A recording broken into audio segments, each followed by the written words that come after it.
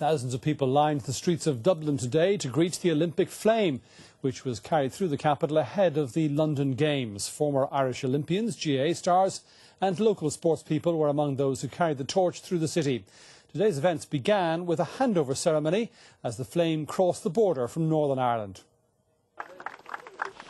This is the moment when the Olympic flame crossed the border. Cheered on by local school children, it was handed from boxer Wayne McCullough to boxer Michael Carruth, both medal winners at the 1992 Olympics. You know, it's a fantastic occasion for everybody from north and south of the border. As the flame continued south, thousands of people came to Howth in North County Dublin to greet it on its first official stop. Local student Killian Kerwin had the honour of running with the flame and was greeted by President Michael D. Higgins and Lord Sebastian Coe of the London Olympics. The President told the large crowd that the flame shone for the spirit of sport and unity. It's very useful for us it's just to celebrate the fact that relations between the two islands are in such good shape, but also that following on indeed from the Queen's visit as well, that there has been a continual building of friendship. The Olympic torch was then brought under Garda escort to Croke Park, where GAA star Henry Shefflin carried it along Croke Park Skywalk. I've got this because of hurling, so hurling, people would say to me about injuries and stuff like this, why do you do it? Because I'm lucky enough to get to occasions like this, and I'm delighted to represent the GAA today. Other runners included former Olympian Ronnie Delaney, who won a gold medal in Melbourne in 1956 and was greeted at government buildings by the Taoiseach and the Taoiseach. Following its journey through the capital, the flame was brought to a public celebration at St Stephen's Green by Sonia O'Sullivan, who will head up Ireland's Olympic team in London this year. I've been leading the team as chef division, and I hope that we will create some very positive energy within the Olympic Village, and this is the best Irish team ever at London 2012. The Olympic cauldron was then lit to commemorate the historic visit. Sinead Crowley, RTE News.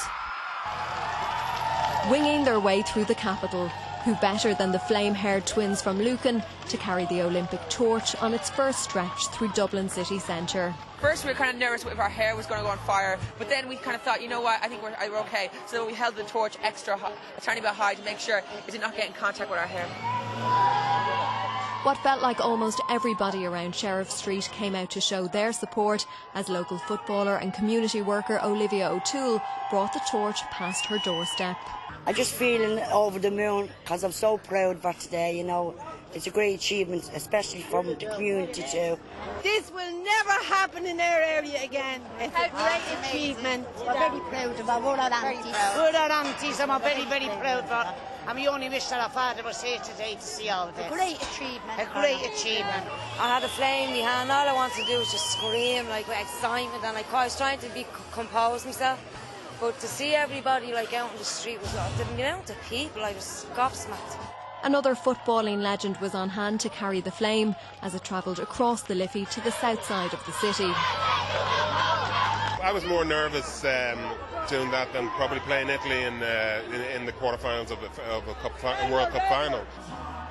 St Stephen's Green was the final destination for the flame, and where the public finally got within reach of the torches and their bearers.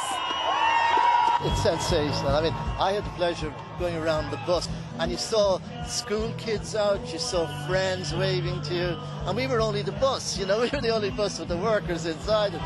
People 20 deep on the pavement, hanging out of windows, coming out of offices. I'm not sure there's a lot of work being done in Dublin today.